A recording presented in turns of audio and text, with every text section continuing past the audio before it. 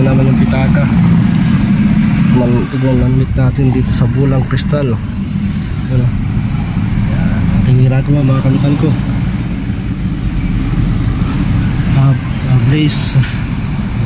Saturday. Yan, auto service. Isang Almira, yan. Check engine affairs, mail. Yan, steady po, check engine nya. So, ang concern nila madam, pag nagpa-flasher sila ng kaliwa, humihina yung makina. So, low power. So, in-scan natin mga kamekaniko. So, ang lumabas P0706-00 transmission range sensor A. Yan po yung lumabas sa sa makina. Wala pa naman normal. So napansin ko dito pag sinignal ko ng yan, napapansin nyo po yung part nag-blank.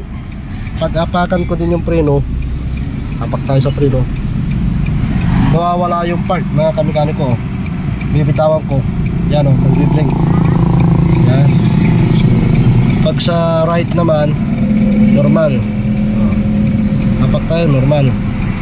Yan. Try natin i-reverse.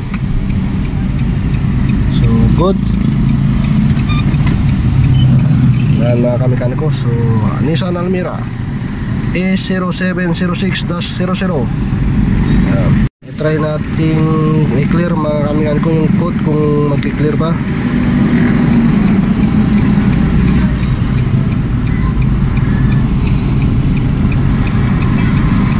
Yun. So na-clear naman mga kamekaniko, pero nandiyan pa rin yung blinking ng part. Yan. So titignan natin kung bakit. Kasi yan yung dahilan. Kasi para lumabas yung DTC. Okay.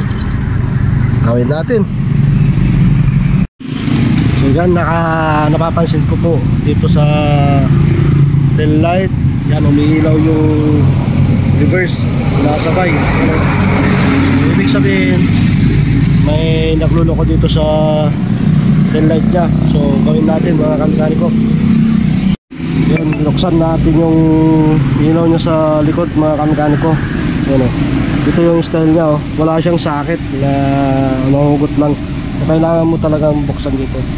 Nissan Almira. So yun, titignan natin kung ano yung naging problema. Yan. Yun, okay na mga kamekaniko. Yan, hindi na sumasabay yung reverse. Yan. Yun, good na mga kamekaniko. Yan, inapakan ko na yung preno. Yan. So nag-okay na siya. So yan, success. Solve yung problem. Tapos double check natin dito sa scanner. Yun, wala na rin siyang DTC. So all goods na. All goods na itong Almira mga kamekaniko. Wala nang yan, hindi na nagbiblink yung part. Kahit tapakan yung preno. Tapos wala na rin DTC. So okay na. Successful na yung ating ginawa. Yun. Bye.